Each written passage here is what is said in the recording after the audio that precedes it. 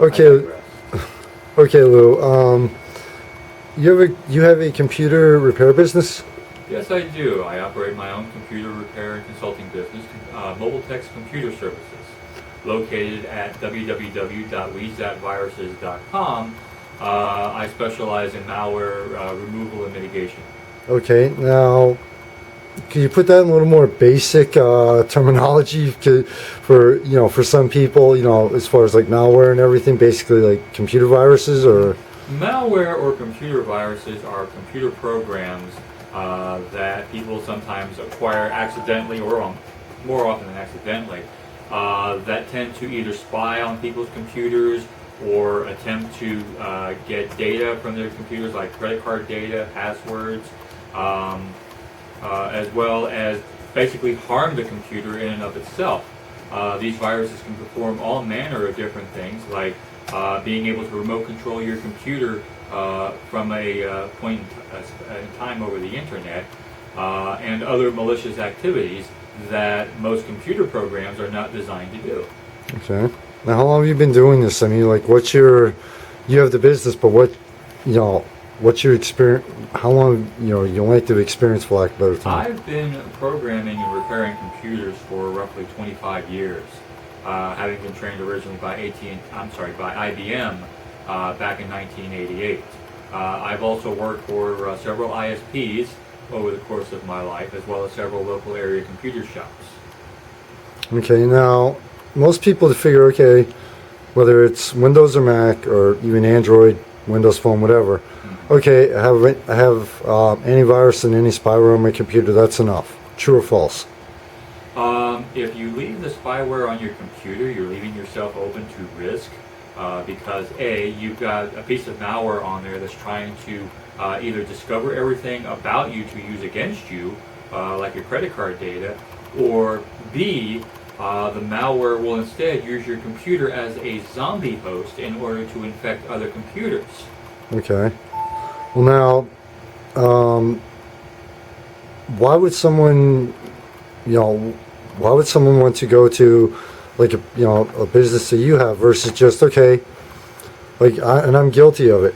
Okay, ran the virus scan, something pops up, bam, I'm good. Mm-hmm. No virus scan can get 100% of all the viruses that are out there simply because there are new viruses being created every day. No sooner than a new virus scanner comes out than a new virus will come out to beat that particular cat. To put this in a different manner, the sooner they come out with a new cat, the sooner they come out with a new mouse. It's a cat and mouse game, excuse me, that's been going on since Windows 3 had their own antivirus product back in '93. But when 1995 came around, Windows 95 first came out, at that point in time, Microsoft basically gave up because they were overwhelmed with the amount of viruses they were getting back then. And so for the longest time, they passed the buck on to other anti-malware vendors of the day. But getting back to the original question, I have the experience necessary to know where the virus hides, and I can remove it manually. Which is something you would not suggest most people doing. I would suggest most people do not do this simply because of the complexities of where and how a virus can hide in a computer. Take, for example, a rootkit.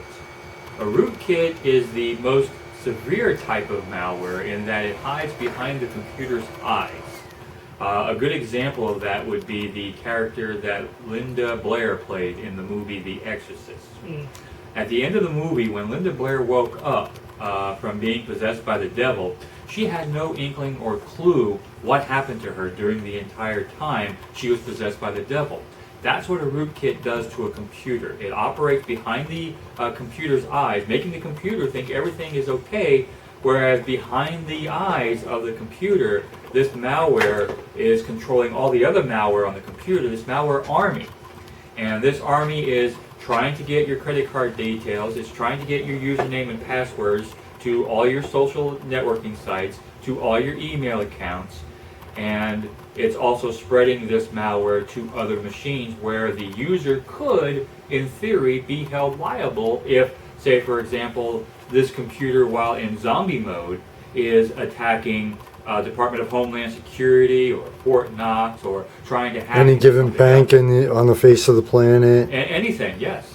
And it can come back to that user that your computer was trying to hack into something, and this happens a lot actually. People get charged with hacking into computers. A majority of the people who get charged are determined to not be guilty because they found a virus on their computer.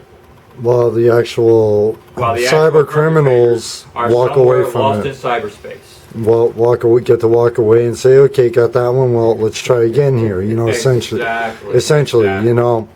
Now, because of this, the condition of the human race and who we are down to the core, it's people just accept things. Especially when it comes to technology, new advances of technology. Okay, and again, I am number one guilty as hell of this. Where there's good and bad. You said that the virus scan programs can't get 100% of the viruses. But could it also be said that there's absolutely no way to 100% shield your computer and still be able to do anything online from all the different variations in which people can access it?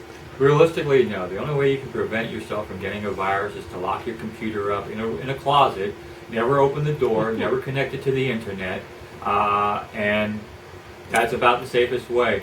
To give you an example of the fear level that could be involved in something like that, Bruce Schneier, who's a Harvard-trained information security professional, is now going through the Snowden docs that were given to him by Glenn Greenwald,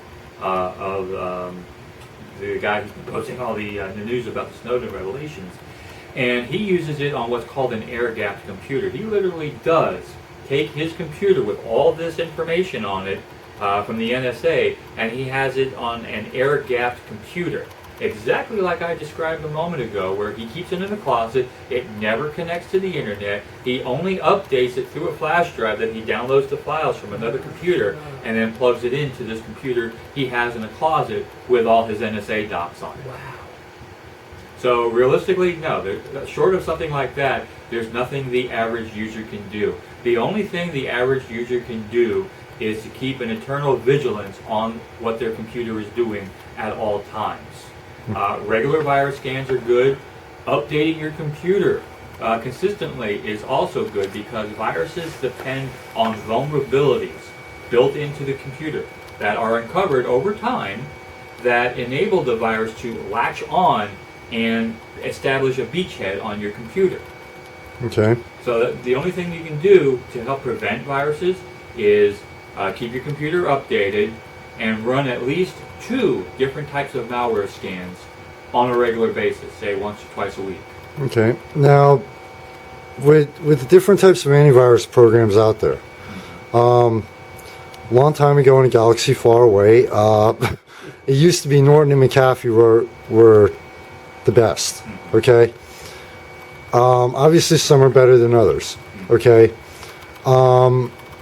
I'm not asking you to recommend anything, but as far as all the different Kaspersky, you have AVG, and all of them, is there any difference, that much of a difference between the different antivirus programs out there when it comes down to it? There is, in my opinion, there is a difference between some antivirus products over others.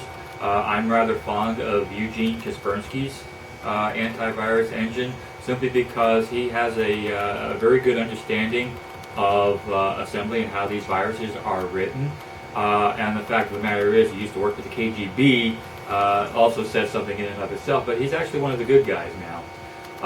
Another one I'm quite fond of is F-Secure antivirus, made in Finland. The owner, Mikko Hyppinen, is somebody I've actually met and conversed with several times over the years. He's a InfoSec rock superstar, and like I said, I'm quite fond of his work as well. But in general, anything free can be used just as effectively as something that is paid, like F-Secure or Kaspersky. And considering with the modern NSA revelations that have been out there, that the NSA actually can target people. I would suggest being cautious about using American-made security products for the near future. I would stay away from McAfee. I would stay away from Does McAfee even still exist? McAfee does in fact still exist. They were bought by Intel, the chip maker, about a year ago.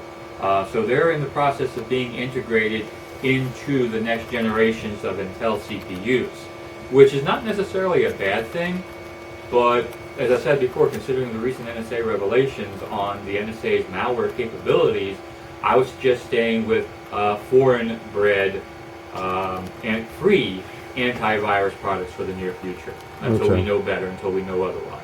Okay, so basically, and take this as a joke, but this is the way I see it.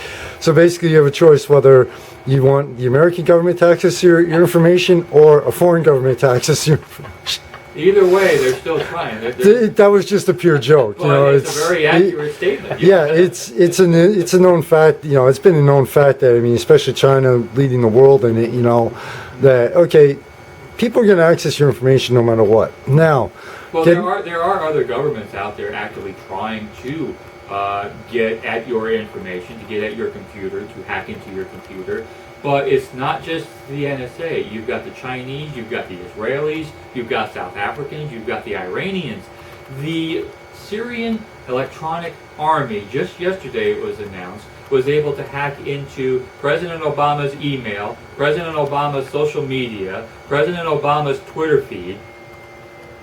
You've got non-state actors out there as well. You've got terrorist organizations out there trying to hack into things. You've got malicious hackers, and I use the term together descriptively for that reason, who are out there researching ways of getting into a computer. It's a constantly changing, constantly evolving field, and it's not just the NSA. Everybody is out there wanting to do harm to everybody. Yeah, I mean, you know, it just evolved into the virtual world versus while still being in the physical world. Unfortunately, it seems like the virtual world is mirroring our physical world as it is now. Yeah, and so the next reality into an extension of our governments, our terrorist organizations, but by better extension, our belief. There are people out there who are actually trying to make a difference in the world, and those people are out there too. And these are the forces that will be in play both in the physical world and the virtual world for many years to come. Now, the other side of it, as far as actual computer repair not related to viruses go, because I mean, even if you don't have a virus, you know, down to the core, the BIOS could get screwed up somehow, whatever, cold booted one too many times, whatever. You also offer those services too, correct? Of course I do. I also offer various other computer repair services. Malware is just something I specialize in, but computers, being the sophisticated electromechanical devices that they are, have 1,000 different breakdown points. Cold booted one too many times. Well, it could be that. It could be simple hardware failure. It could be overheating. It could be memory that goes bad for whatever reason. More often than not, your hard disk drive may have issues because that in and of itself is a complicated electromechanical device that's only designed to last for 3 years. Could be the reason why I need a new laptop. I'm sorry? Could be the reason why I might need a new laptop soon. I've had it for mine for 3 years. Not, it's the hard drive that fails in a computer. So people, like anyone who would be interested, who, in the area or even possibly beyond, to ship it to you, you easily have the experience. Now, one final question. Sure. Do you service both Windows and Mac, or Windows or PC only? I serve Windows, Mac, Linux, Android, iPhone, and Windows Mobile Phone. Okay. I service almost anything that could be considered a computer. Okay. This way, people would know that, okay, it's not just 'cause some places, okay, we specialize in PC, other places, I also do security consulting on an as-needed basis for businesses. And I can do everything according to the payment card industry specifications or PCI compliance. Okay. Well, thank you very much for your time, and I actually learned a few things, so thank you very much for your time, and hopefully this will help you out. All right.